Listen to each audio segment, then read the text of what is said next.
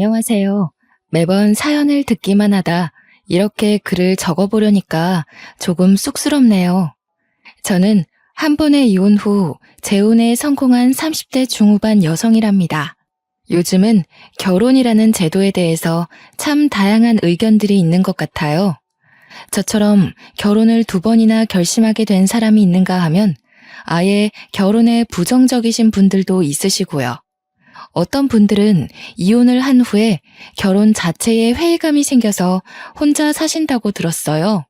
사실 저는 지금도 결혼이라는 것에 마냥 긍정적이지는 않답니다. 지금이야 결혼부터 이혼까지 해보았으니 더 당당히 말할 수 있죠. 원래 이런 건 경험자가 더 잘하는 것이니까요. 저는 이혼하고 나서 제 인생에 결혼이라는 단어가 다시 끼어들 줄은 몰랐어요. 그런데 사람 일이라는 게 늘 제 마음대로 되지 않더니 이제는 제 마음조차 제 마음대로 되지 않더라고요. 결국 지금의 남편을 만나 생각이 또 한 번 바뀌었네요.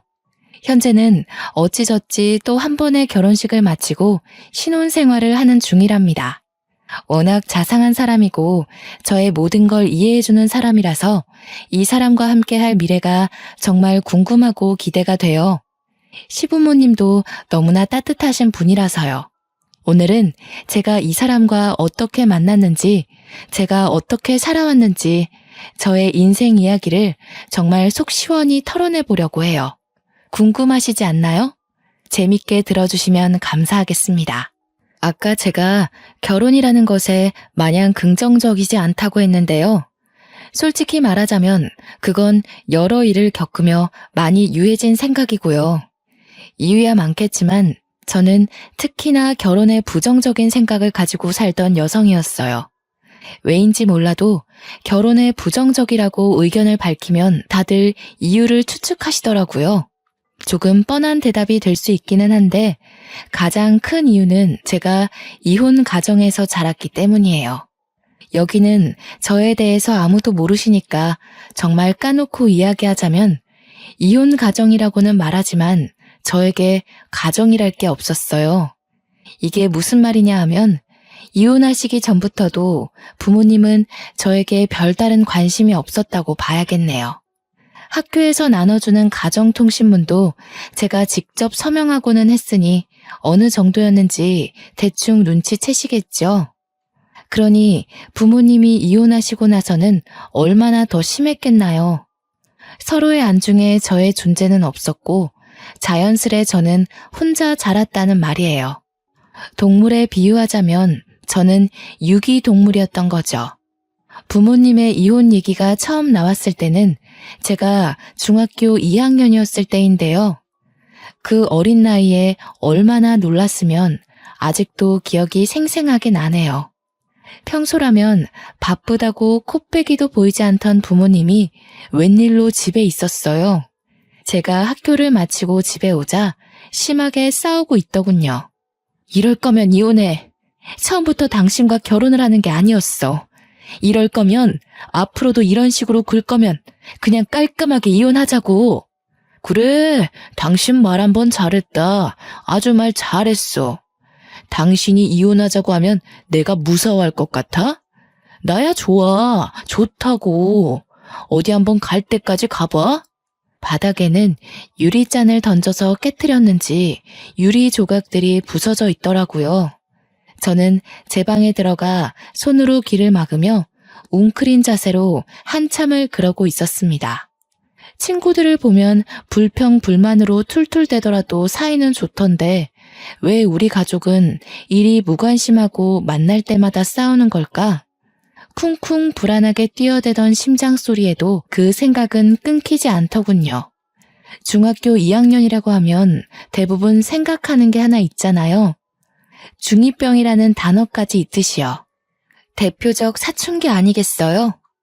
부모님의 관심과 사랑을 한창 바라고 있었던 터라 지속된 무관심과 싸움, 심지어 이혼 얘기에 저는 거하게 방황하기 시작했어요. 난 무얼 해야 하지? 어떻게 해야 부모님이 웃어줄까? 내가 뭘 한다 해도 알아주기나 할까? 다들 나한테 관심 없을 것 같은데. 진짜 이혼하면 나는 누구랑 살지? 이런 생각이 머릿속에 가득 차고 말았죠.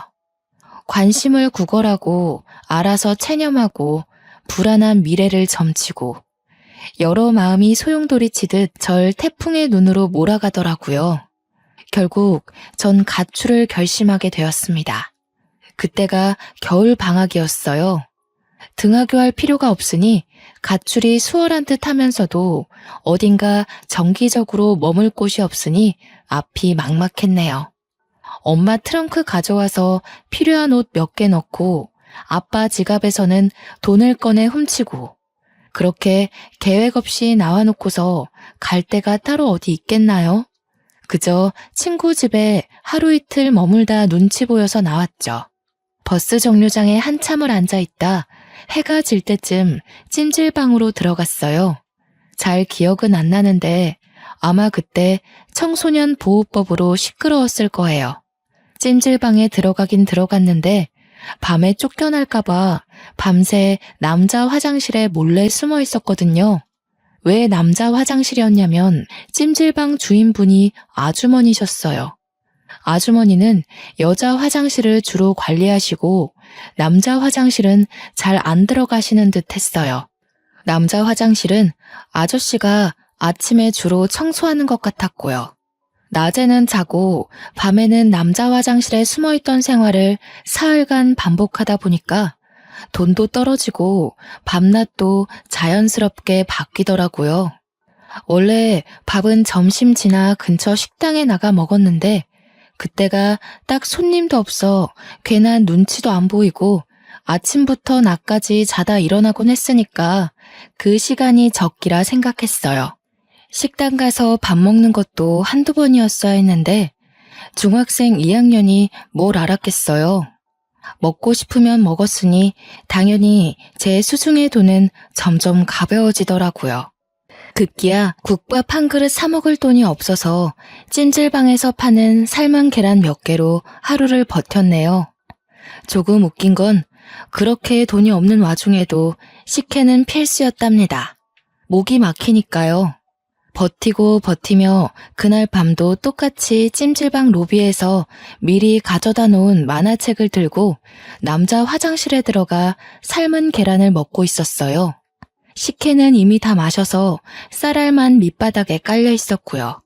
이제 마지막 남은 삶은 계란 하나를 까서 아껴 먹겠다고 야금야금 먹다가 반쯤 오기로 절반 정도는 한 입에 삼켰는데 삼키자마자 이게 뭐지? 싶더라고요. 잘못 삼킨 건지 숨이 턱하고 막히니 얼마나 무서웠는지 본능적으로 뭔가 잘못됨을 느꼈습니다. 숨이 막히는 도중에도 누군가의 도움이 절실하다는 걸 깨달았어요. 급하게 화장실 문까지 걸어가서 문을 두드리며 살려달라고 도움의 신호를 보내려 했어요. 문을 두드리면 누구라도 오지 않을까 싶어서요. 문고리를 잡고서 문을 열고도 싶었는데 문고리 잡기조차 쉽지 않더라고요. 시야가 점점 흐려지고 다리에 힘이 풀리기 시작하는데 이대로 이렇게 계란 먹다 죽는 건가 싶었네요. 꺽꺽거리면서 반은 포기 상태로 어쩔 줄 모르고 몽롱해져 가는데 때마침 남자 화장실 문이 열리더니 누군가 들어오는 것 같더라고요. 얼마 안 있어 누군가 제 몸을 흔들기도 하고 세우기도 하고 풀려가는 제 눈을 들춰보기도 하고 이것저것 확인해 보는 듯 했어요. 흐린 눈으로 얼핏 봤을 때는 제 아빠뻘 되는 아저씨였는데 얼굴에 핏기 하나 없는 캑캑거리는 저를 보고는 곧바로 하임리히법을 시도하기 시작했습니다. 예, 자면 안 돼. 눈 똑바로 떠. 눈 떠? 얘야, 정신 놓으면 안 된다. 정신 차려야 해. 몇 번의 압박 끝에 제 목에서 계란과 음식물이 튀어나오며 전 다시 숨을 쉴 수 있었어요. 숨을 고르고 있으니 때 아닌 소란에 찜질방에서 자던 사람들이 다 일어났더군요. 다들 무슨 일이냐며 웅성웅성 모여드니 찜질방 아저씨가 수습하시더라고요. 아이고 죄송합니다. 애가 잠시 우리 집에 온 조카인데 하도 찜질방에서 며칠 자보고 싶다 사정하지 뭡니까? 그래서 데려왔더니 야밤중에 뭘 잘못 먹어 숨을 잘 못 쉬더라고요. 깜짝 놀라 응급조치를 취하느라 이리 소란을 피웠네요. 이제 멀쩡하니 다시 주무세요들. 찜질방 아저씨의 말씀을 들으니 온몸에 찬물이라도 끼얹어진 것처럼 생사를 오가던 현장에서 현실로 끌어내려지는 듯 했습니다.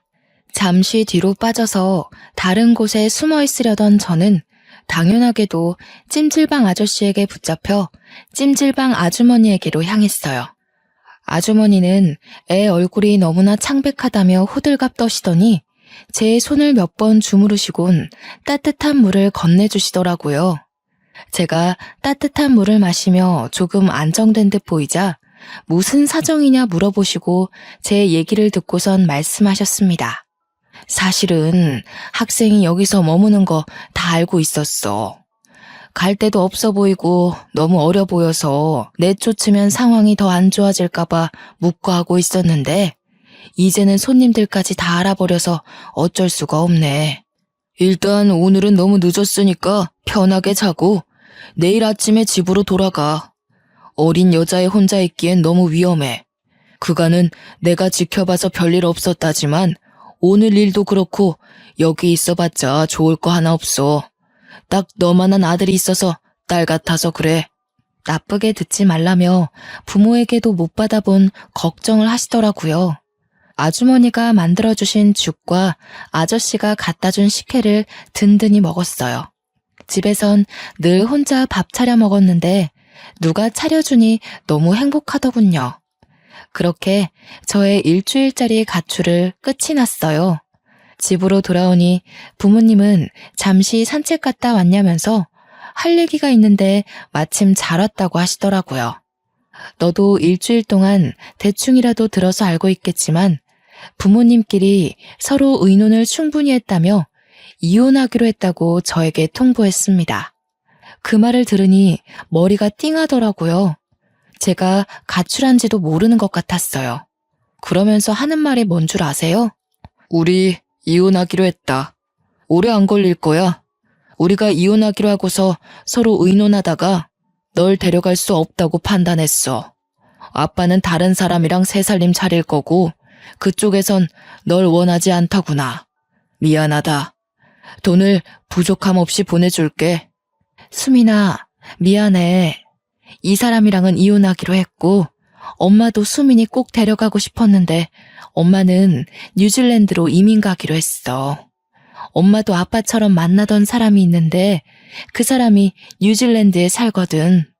미안해. 엄마도 돈은 정말 부족함 없이 보낼게. 엄마 이해하지?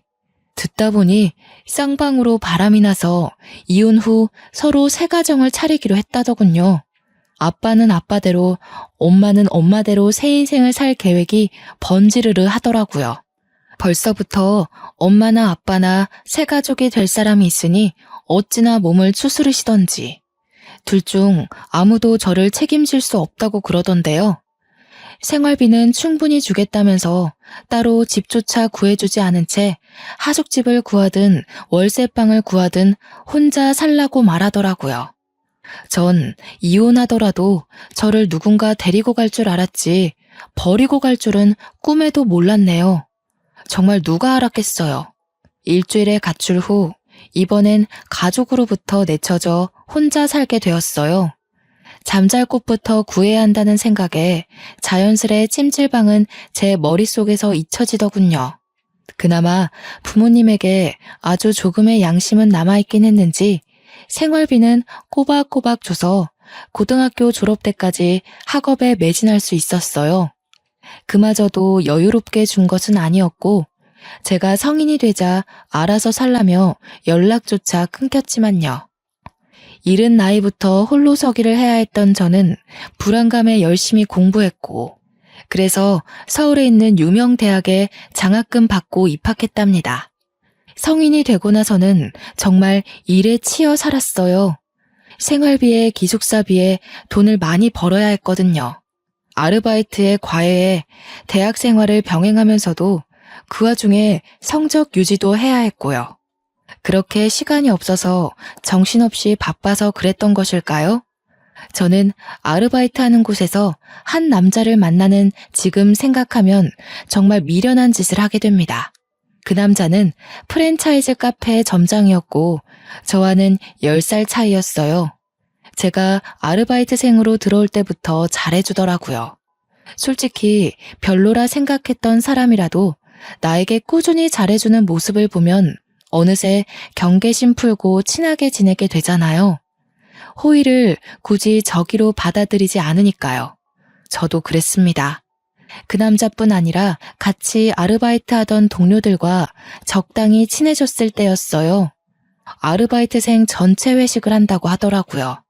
저는 피곤하기도 하고 집에서 조금이라도 쉬고 싶어서 안 가려고 했는데 말하다 보니 회식에 참석하는 걸로 분위기가 형성되더군요. 결국 참석해 1차, 2차까지 쭉 달리는데 눈 뜨고 보니 그 남자와 저 이렇게 둘만 남아 술을 마시고 있었고 저는 술에 취해 누군가에게라도 기대고 싶었는지 제 입으로 저의 인생사를 술술 다 말하고 있었어요. 그 남자는 저의 사정을 다 듣고 나자 그 후부터는 밥을 사주고 싶으니 같이 먹자며 따로 약속을 잡으려 하더니 영화 티켓을 누군가에게 받았는데 같이 보러 가지 않겠냐고 하면서 저를 작정하고 꼬시더라고요. 어릴 때부터 혼자 살아서 많이 외로운 와중에 계속 잘 대해주고 꼬시는 사람이 있으니까 제 마음은 점차 그 사람에게로 기울었어요. 지금 생각해보면 와, 진짜 왜 그랬을까 싶어요. 정말 어려서 세상 물정 모른다는 게 이런 거구나. 지금 생각하니 그렇네요. 어리고 외롭고 가족도 없어 보이니 다루기 쉬웠겠죠. 제가 대학을 졸업하자마자 그 남자는 본인 부모님을 만나러 가자고 하더라고요. 별 생각 없이 만나자 하니 만나러 갔었는데 그 남자 부모님은 그 만남을 결혼 전 인사로 알고 계시더군요. 뭐라 의견도 못 내고 청혼도 못 받고 그냥 그 남자가 이끄는 대로 끌려가 결혼을 하게 되었네요. 프로포즈도 따로 없이 번갯불에 콩 구워 먹듯 그렇게 한 결혼이라서 당연히 결혼 생활이 마음에 들 리가 없었어요.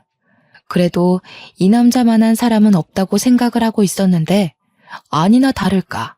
그 남자는 결혼을 하고 나자 태도가 완전히 달라지더라고요. 꼬실 때는 그렇게 간이라도 떼어줄 듯 굴더니 결혼 후에는 제 간을 떼서 먹으려 하더군요. 시댁에서는 제가 이혼 가정에서 자랐다며 원체 싫어하셨어요. 저야 허둥대더라도 아직은 어색해서 그러신 걸 거야. 나에게 익숙해지고 나에 대해 잘 알게 되면 달라지시겠지 생각하며 저를 싫어하시는 만큼 더 노력하려고 애썼어요.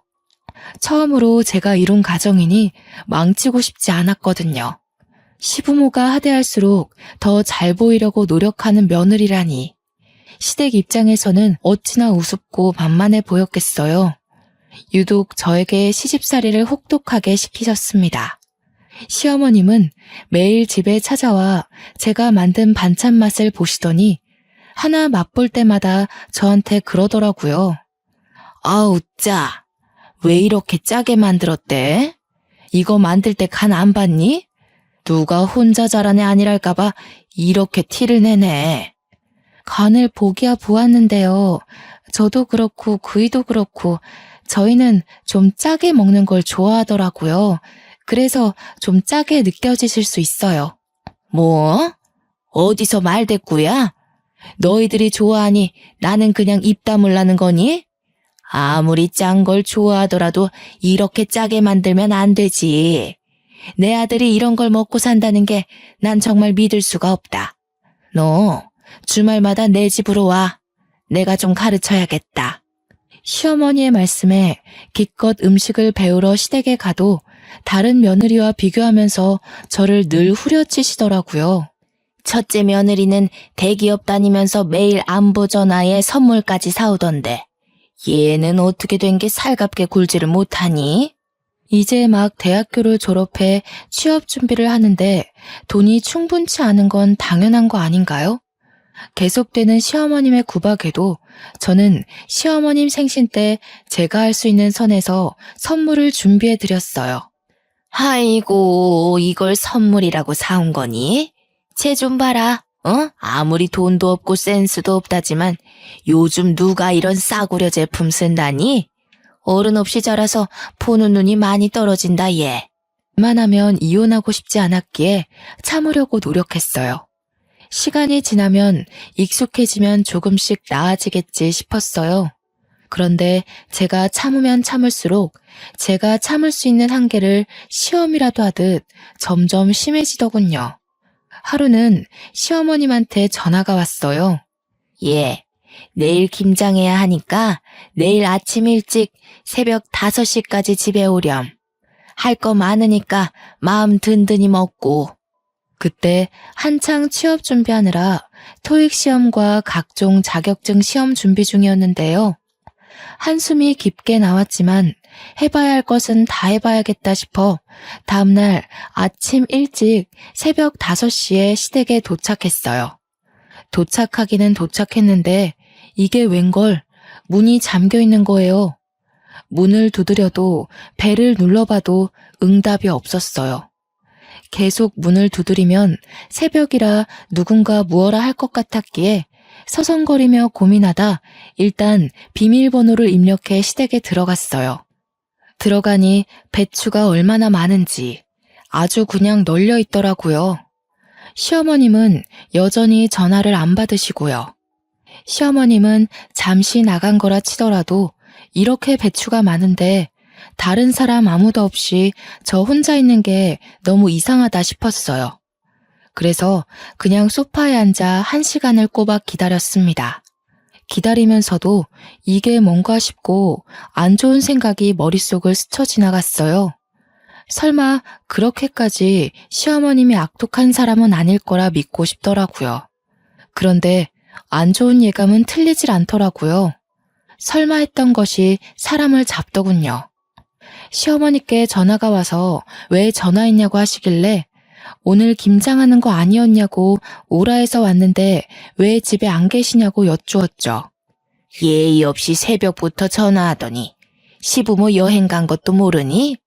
가족여행 와서 집에 없지 뭐. 나 집에 갈 때까지 네가 김장 좀 해놓으렴. 네? 어머님, 그게 무슨 말씀이세요? 저 자격증 공부하다가 시간 내서 온 건데 이러시면 어떡해요. 여행이라뇨. 그럼 저를 왜 부르셨어요? 처음부터 저 혼자 김장 다 하라고 부르신 거였어요? 어린 것이 보는 눈만 없는 줄 알았는데 눈치도 없네. 왜 불렀겠니? 늙어서 온몸이 쑤시는데 내가 다 하련? 며느리인 네가 할 수도 있는 거지. 난 여행 갔다 올 테니 김장 다 해놓아라. 갔다 와서 간 볼 거니까 대충 하기만 해봐. 정말 말도 안 되잖아요. 혼자 김장을 하라니 이런 시집살이는 듣도 보도 못했어요. 저 혼자 먹을 김치도 아니고 이 많은 걸 혼자 도대체 어떻게 해요. 그것도 직접 전화까지 해가며 불러드리더니 저런 태도라뇨. 전화를 끊고 허탈하게 앉아 밖을 바라보는데 내가 지금 여기서 뭐 하는 건가 싶었어요. 거실 창 너머로 동트며 노랗고 빨간 햇빛이 쫙 깔리는데 분하기도 하고 슬프기도 하고 눈물이 나더라고요. 한참을 방만 바라보며 울다가 결국 이혼을 결심했습니다. 시댁에 남아 김장을 하는 대신 남편에게 전화를 걸어 이혼하자고 말했네요. 이혼하고 무슨 생각이 들었냐 하면요. 그간 살아온 제 인생에 의문을 품게 되더니 별별 생각 다 들더라고요. 이혼 별거 아니네. 부모님도 이혼하더니 나도 이혼을 했구나. 결혼은 내 인생에 없나 보다. 내 인생은 왜 이리도 외롭고 힘들지? 그렇게 혼자 감정에 매몰될 뻔했지만 구사일생이라고 할까요? 면접을 봤었던 한 회사에 합격해 입사하게 되었어요. 자격증 취득전에 넣었고 꽤 규모가 큰 중견기업이라 큰 기대를 하지는 않았는데요. 예상치 못한 합격이라 그런지 마음이 술렁거리는 상황에도 기쁘긴 하더라고요. 그 이후부터는 온 신경을 쏟아붓고 매달릴 곳이 회사 하나뿐이라 정말 처절하게 매달렸던 기억뿐이네요. 일이 없으면 더 달라고 더 배우겠다고 신입 때부터 그러고 다녔어요. 그러다 보니 어느 순간 야망이 가득한 신입이라는 별명도 생기더라고요. 워낙 열정적으로 배우며 회사의 모든 시간을 바쳐서 그런지 회사 사람들과의 관계도 무난했네요. 입사하면서부터 시간이 참 정신없이 지나갔는데 그렇게 바쁜 게 오히려 저에게 필요했어요. 실제로 도움이 되더군요. 집에만 오면 바로 골아떨어져 따로 생각할 시간이 없었으니까요. 그런데요, 잊어버리는 게, 피해버리는 게 모든 걸 해소하는 건 아니잖아요. 너무 감정을 억누르며 일만 하고 살아왔던 탓일까요? 적어도 일은 내가 하는 만큼 돌아온다고 생각했는데 저의 개인 시간마저 빼가며 열심히 일했던 것이 3번의 승진 누락으로 돌아오더군요. 처음 한두 번 정도야 당황스러웠지만 그럴 수 있지 하고 넘어갈 수 있었어요. 3번을 승진해서 누락시키니까 제가 일을 못하는 편도 아니고 너무 황당하더라고요. 승진 누락 결과를 출장지인 제주도에서 확인했었는데 마냥 기다리다가 회사로 돌아가서 물어보기엔 열불이 나더군요. 마침 같이 출장 왔던 부장님이 옆에 계셔서 바로 여쭤보니 하시는 말이 나야 뭐 수미 씨가 워낙 일을 잘하니 승진 때마다 수미 씨를 밀어줬지. 근데 임원들 생각은 그게 아닌가 보더라고. 너무 예민하게 받아들이지 말고 수미 씨가 아무래도 이혼도 했었고 딱히 책임질 가족이 있는 게 아니잖아. 임원진들은 워낙에 또 보수적이니까 가정이 있는 남자를 밀어주려 하더라. 부장님 말씀을 듣는데 한마디 한마디가 속이 쓰리더라고요. 부장님은 본인이 힘이 없어 미안하다며 위로를 해주시려 했는데 딱히 위로가 되지는 않았어요. 이혼해서 또는 책임질 가족이 없어서 이런 개인적인 이유로 저의 발목을 잡았던 일이 이번 한 번만 있는 건 아니었거든요. 학창 시절에는 부모님의 이혼이 저에게 큰 걸림돌로 작용했어요.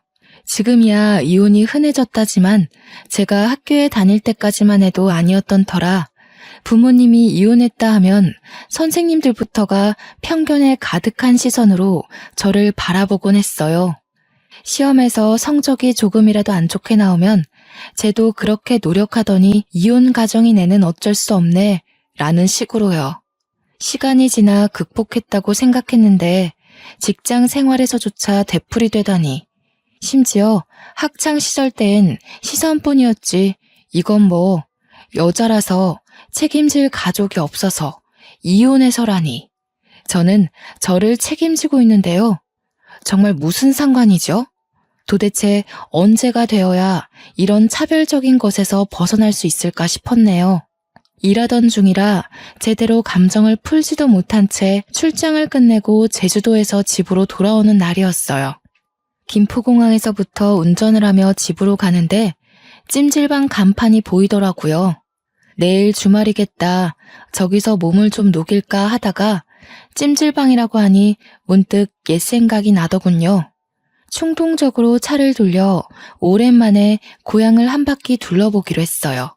늦은 밤 김포공항에서 출발해 고향에 도착하고 보니 새벽이더라고요.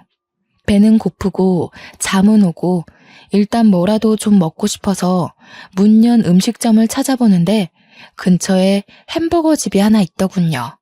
일단 배가 너무 고프니 햄버거를 포장해 간단하게 먹고서는 보이는 아무 데라도 들어가 잠이나 자야겠다 생각하고 갓길에 차를 잠시 세워두고 갔다 왔죠.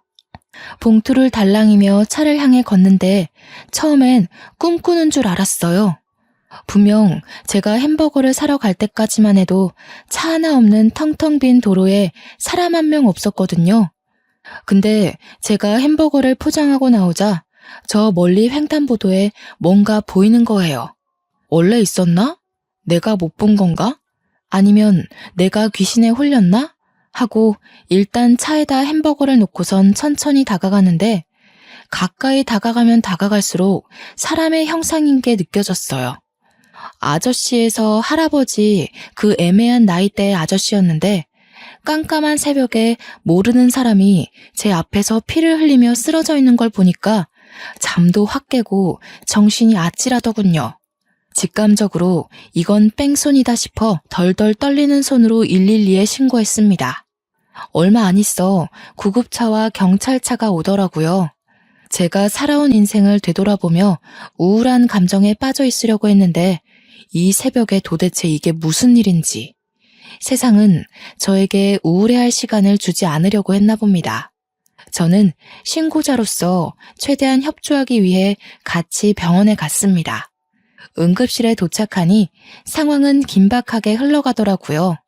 아저씨는 바로 수술이 필요한 상황인 듯 주변이 분주했고 아저씨의 소지품을 통해 신분을 조회하고 가족에게 연락하느라 바쁜 듯 보였어요. 머뭇대며 근처를 맴도니 저보다 어려 보이는 경찰관이 말을 걸어주더라고요. 신고자분 맞으시죠? 사건 조사에 협조 부탁드립니다. 뺑소니 사건으로 신고하셨는데 직접 목격한 것인지요? 아니요. 제가 햄버거를 사러 잠시 갓길에 차를 세웠는데요. 포장하고 오니 저 멀리 횡단보도에 사람이 쓰러져 있더라고요. 가까이 다가가니 뭔가 뺑소니 사고 같길래 바로 신고했어요. 네, 알겠습니다. 혹시 자차에 블랙박스가 설치되어 있으신가요? 블랙박스 영상 확인 한번 해보아도 되겠습니까? 경찰관에게 괜찮다, 최대한 협조하겠다 말하려던 순간 아저씨의 가족으로 추정되는 아주머니와 한 남자가 응급실로 급하게 뛰어들어오더군요. 어찌나 급하게 오던지 응급실 안 모든 사람의 시선이 그쪽으로 몰릴 정도였어요. 아저씨의 아내로 추정되는 아주머니는 온 얼굴이 눈물로 젖어 있었습니다.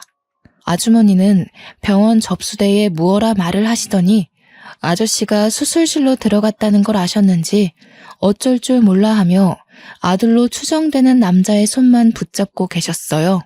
남자는 그런 아주머니의 손을 꼭 붙잡고 경찰관을 향해 다가오시더라고요.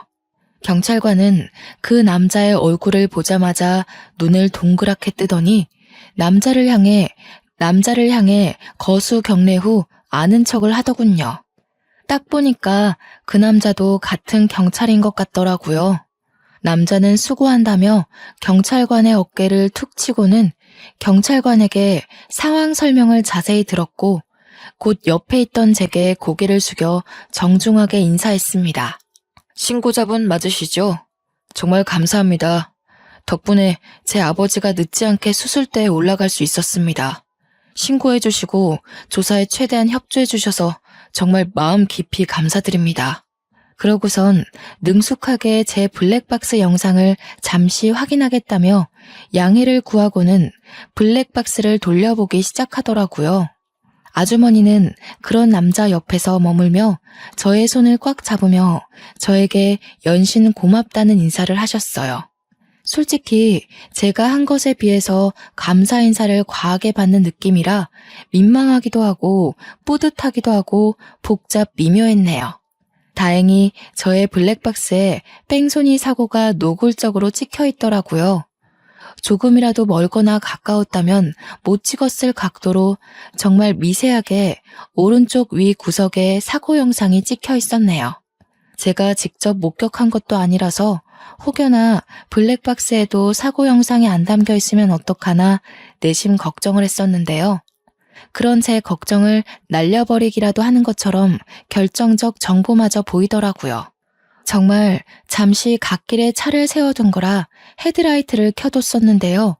그 불빛에 뺑소니 사고를 내고 도망가려던 차가 제 차 쪽으로 다가와서 제 블랙박스 각도를 확인하는 듯한 움직임이 있었어요.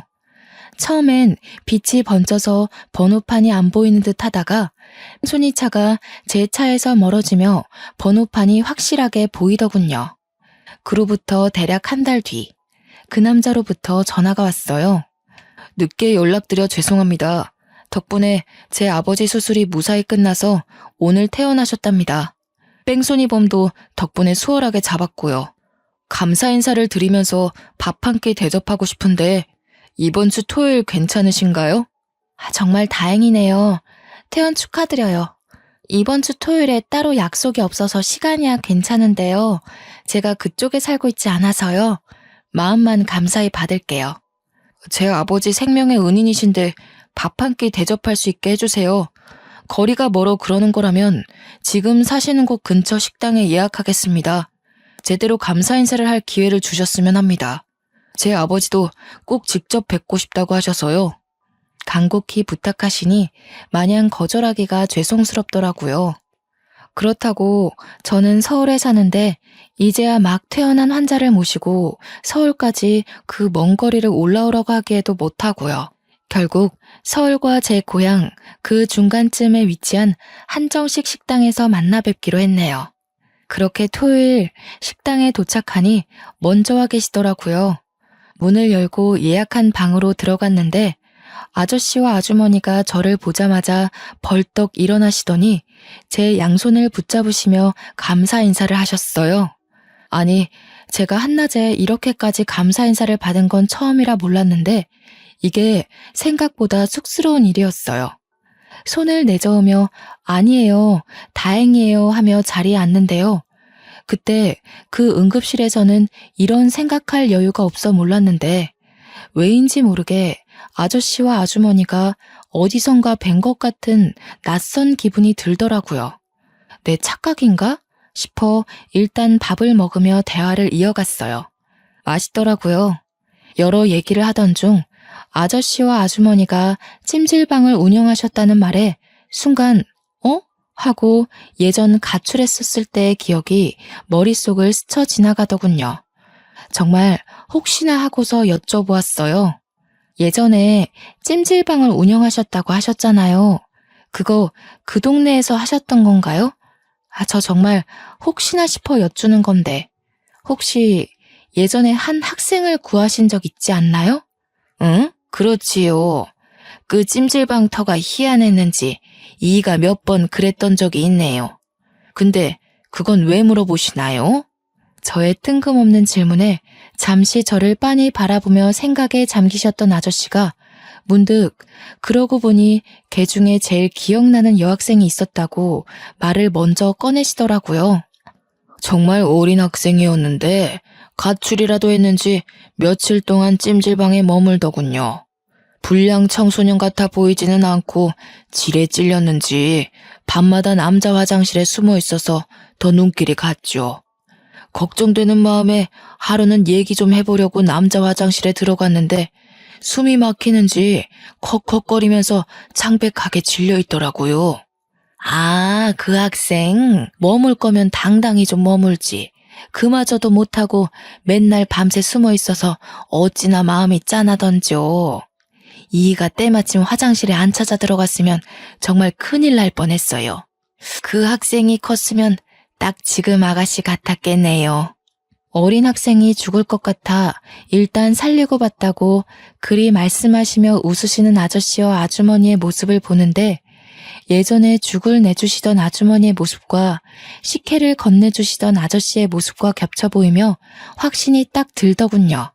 예상치도 못한 만남에 저는 너무나도 놀라 몇 초간 말을 못하다가 비명을 지르듯 소리치며 말했어요. 그 학생이 바로 저예요. 세상에, 말도 안 돼요. 저 진짜 진작에 찾아가 감사 인사를 꼭 드리고 싶었는데 찜질방이 없어져서 감사 인사를 드리고 싶어도 드릴 수가 없었어요. 그런데 이런 우연으로 만나게 되다니요. 세상에. 아니, 저만 신기한 건 아니죠? 진짜 너무너무 신기하지 않나요? 모든 게 우연으로 맞아떨어진 거잖아요. 아저씨가 제 목숨을 구해준 것부터 제가 아저씨를 구해주게 된 것까지요. 심지어 이렇게 만나게 된 것도 포함해서요. 흔치 않은 인연에 어안이 벙벙해지더라고요. 현실감이 없어도 너무 없게 느껴졌지만 이 기회가 아니면 영영 감사 인사를 할 기회가 없을 것 같아 재빠르게 말했어요. 그때 정말 감사했어요. 제가 그때 많이 힘들기도 했고 방황도 많이 했는데요. 목숨도 구해주시고 직접 죽도 만들어주셔서 그게 얼마나 큰 힘이 되고 감사하던지요. 평생 감사 인사를 못 전할 것 같아 늘 마음 한구석이 좋지 않았는데 이리 감사 인사를 전할 수 있어 너무나도 감사하네요. 아주머니와 아저씨는 잠시간 어리둥절해 하다가 거짓말 하는 거 아니고 진짜냐며 이게 무슨 인연이냐며 놀라워 하시더라고요. 조용히 밥을 먹으며 듣기만 하던 남자도 감탄하시더니 한마디 하셨어요. 아니, 이런 인연이 있을 수 있다는 게 신기하네요. 이 정도 인연이면 세상에 이런 일이라도 출연해봐야 하는 거 아닙니까? 그날은 정말 서로 감사 인사만 100번 말하고 헤어졌던 것 같아요. 저는 그날 이후로 그간의 미련을 이제라도 푸는 심정으로 아주머니와 아저씨께 자주 연락드리고 찾아뵈었어요. 그 남자 역시도 오다 가다 자주 마주쳤죠. 제일 무서운 인연은 스며드는 인연이라고들 하잖아요. 저는 정말 그 남자에 대해서 아무 생각이 없었는데요. 자주 찾아뵙다 보니 자주 마주치게 되고 또 그러다 보니 가끔 생각이 나고 궁금하고 그렇게 감정이 진화하더라고요. 명절에 누구네 집을 방문해 본 적이 정말 까마득한데 아주머니와 아저씨가 혼자 지내는 저의 사정을 먼저 알아봐 주시고 설날에 집으로 오라고 초대해 주셨어요. 부모와 연 끊고서 살고 있던 저라 명절에 대한 추억이나 경험이 많이 없어서 괜스레 설레더라고요. 빈손으로 가기에는 민망할 듯 싶어 고향 근처 농협에서 한우를 사려고 했어요. 무슨 부위를 사들고 가야 하나 이리저리 둘러보며 고민하는데 누군가 말을 거는 거예요. 오늘도 집에 놀러 오시는 거예요? 명절 선물 사시려는 거면 고기보다는 해산물이 좋을 거예요. 부모님이 해산물 좋아하시거든요. 깜짝이야. 뭐예요? 왜 여기에 있어요? 아무튼 감사해요. 안 그래도 무얼 더 좋아하실지 고민이 됐었거든요. 그쪽은 뭘 더 좋아해요? 이왕 명절 선물 사는 김에 같이 사줄게요. 저야 뭐 다 잘 먹습니다. 마음만으로도 감사하네요. 자, 해산물 코너로 갑시다. 아무래도 전복이 좋을 거예요.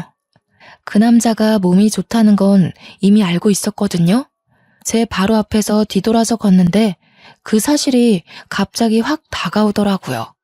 심지어 해산물 코너에 가서 전복을 구경하는데 일하시는 직원분이 저와 그 남자를 엮으며 신혼이냐고 물어보는 거 아니겠어요? 그 남자가 딱히 아니라고는 말 안 하고 그저 웃으며 전복 뭐가 좋아요? 묻는데 기분이 굉장히 묘했어요. 아, 맞다. 이 사람도 남자기는 남자였지? 싶기도 하면서요. 직원분의 추천대로 전복 선물 세트를 사서 제가 들으려는데 그 남자가 저를 한번 쓱 보더니 선물 세트를 가져가서 들더라고요. 제가 또 그런 배려에 약한 거 어떻게 알고. 그때 그 남자의 행동 하나하나에 반응하는 저를 보자니 제대로 감겼구나 싶더라고요. 그렇게 마음을 깨달았어요. 설날 잘 보내고 서울 올라가면서 그 남자에게 연락하기 시작했죠. 그 남자도 알게 모르게 저한테 마음이 있었는지 연락이 끊기지 않게 이어가더군요. 제가 경찰 제복 입은 모습 한번 보고 싶다니까 그날 퇴근길에는 제복 입은 상태로 오기도 하고요. 그렇게 눈 맞아서 1년의 짧은 연애 끝에 저는 결혼까지 결심하게 되었어요. 네, 맞아요. 지금의 남편이랍니다. 근데요, 솔직히 남편에게는 첫 결혼이지만 저한테는 재혼이잖아요. 아무래도 이혼의 경험이 있으니까 재혼은 시작부터 망설여지게 되더라고요. 그런 제가 답답했는지 남편은 뭐가 걱정이냐면서 대놓고 물었고 저는 대답했죠. 당신도 알겠지만 나 이미 결혼도 해봤고 이혼까지 했잖아. 당신이랑 결혼하게 되면 아주머니도 아저씨도 내 시부모님이 되는 건데 지금처럼 편하게 못 지낼까봐 무섭고 그래. 당신은 처음인데 나만 재혼이니까 미안하기도 하고. 그런 거라면 정말 걱정하지 마. 우리 부모님 성격 몰라서 그래? 당신이 나랑 결혼한다고 해서 시부모 유세 떨고 그럴 사람들 아니라는 거 알잖아. 난 당신과 사랑하는 가정을 이루고 싶은 거야. 처음이든 재혼이든 관심 없어. 재혼에 회의적이었지만 저의 가정을 이루고 싶다는 욕심은 있었거든요. 남편은 바로 그 점을 기가 막히게 꼬집으면서 설득하더라고요. 마침내 제가 결혼하자며 고개를 끄덕인 날 남편은 쐐기를 박으려는지 바로 부모님께 결혼하기로 했다고 고하더군요. 저는 그 옆에서 긴장이 돼 손끝을 만지작거리고 있었는데 어머님이 한박 웃음을 지으시며 말씀하셨어요. 아이고, 올해도 걸렸다, 올해도 걸렸어. 얼마나 기다렸는지 아니? 우리 남편 차가운 길바닥에 외롭게 죽을 뻔했는데 그거 발견하고 구해준 넌 우리 집안의 귀인이야. 어디서 이렇게 착하고 선한 아이가 굴러왔는지 우리 모자란 아들과 결혼까지 해준다니 난 더없이 행복하구나. 어머님과 아버님은 혼수랑 집도 전혀 걱정하지 말라고 큰 소리 떵떵 치시더라고요. 우리 집에 귀인이 들어오는데 그것 하나 못 해주겠냐면서요. 사공의 목표가 하나고 모두가 열정적이니 배는 순항하더니 그 자리에서 결혼식 날짜까지 바로 정했답니다. 다만 결혼식 날짜가 다가올수록 이혼한 제 친정 부모가 마음에 걸리기 시작했어요. 결혼식 혼주석에 불러야 하는 건지 고민이 돼서 예비 시부모님께 먼저 상의하니까 제 마음 편할 대로 결정하라 하시며 한마디 하셨어요. 내가 이 결혼에 원하는 건 딱 하나야. 바로 네가 우리 집에 시집와서 행복해지는 것이란다. 예비 며느리로 무언가 하려고 노력하지 않아도 돼. 넌 이미 우리 가족의 은인이잖니. 너의 부모님도 그래. 모든 건 너의 마음이 향하는 대로 하렴. 대신 네가 결혼식을 올리며 행복해지는 방향이었으면 좋겠다. 저는 솔직히 부모 같지도 않은 인간들에게 저의 근황조차 알리고 싶지 않아서 결혼식 초대조차 원하지 않는다고 사실상 이미 연을 끊어버린 관계라고 설명했습니다. 예비 시부모님은 제가 고민한 것이 허무하리만치 쉽게 수긍하며 이해해 주시더라고요. 제 결혼식 혼주석에는 남편의 고모랑 고모부가 감사하게도 앉아주셨어요. 저는 이렇게 시부모님의 사랑을 듬뿍 받으며 결혼식을 올렸고 신혼집도 시댁과 걸어서 10분도 안 걸리는 집으로 구했어요. 신혼집으로 이사 오며 이직도 같이 알아보다가 좋은 기회를 잡게 되었어요. 전 회사에 비해 꿀리는 회사도 아닌데 직급도 하나 올리고 연봉도 꽤 받으며 행복한 이직까지 성공했네요. 지금의 시부모님은 정말 저를 사랑하고 아껴주시는 게 느껴져요. 이혼하기 전에 저였다면 미쳤다고 시댁과 그리 가까이 사느냐 했을 텐데요. 제가 자발적으로 신혼집을 시댁과 가까이 구한 건 아무래도 이유가 있겠죠. 어머님은 매일 제가 좋아하는 반찬을 하나씩 만드셔서 신혼집에다 갖다 주셔요. 아버님은 식혜를 새로 만들 때마다 갖다 주시고요. 두 분이서 나란히 우리 부부의 냉장고를 열심히 채워주십니다. 친부모에게 효도하고 지내면 복이 들어온다던데 저에게 해당되는 말은 아니었나 봐요. 생각해보면 저는 그 말과는 반대로 친부모와의 관계를 끊어내고 나서야 다음 모든 것이 잘 풀리기 시작한 것 같거든요. 처음 찜질방 사장님 부부를 만났을 때만 생각해도 그래요. 그때 친부모와 함께 멀쩡하게 잘 살았으면 만날 일이 없지 않았을까요? 결과론적인 생각일 수도 있지만 그때 친부모가 저를 방치하지 않고 각자의 삶을 택하지 않았더라면 저는 가출을 결심하지 않았을 거라 생각하거든요. 그렇지만 결론적으로 친부모는 저를 방치했고 각자의 삶을 택함으로써 제가 가출을 결심했고 그 덕분에 이런 인연을 만나게 되었다는 것이 정말 신기해요. 계란에 숨 막혀 어쩔 줄 몰랐던 저의 목숨을 살려준 아저씨의 은혜를 제가 죽기 전에 갚을 수나 있을까 생각하곤 했는데 10몇 년이 지나고 나서 뒤늦게 조금이나마 은혜를 갚을 수 있을지 누가 알았겠어요. 지금까지 제가 겪어온 과정과 인생을 보면 처음에는 좋고 싫었던 것들이 어느 순간 반대되어 있는 걸 많이 겪었거든요. 인생사 어떻게 될지 모른다는 말이 이런 뜻이었구나 싶기도 하더라고요.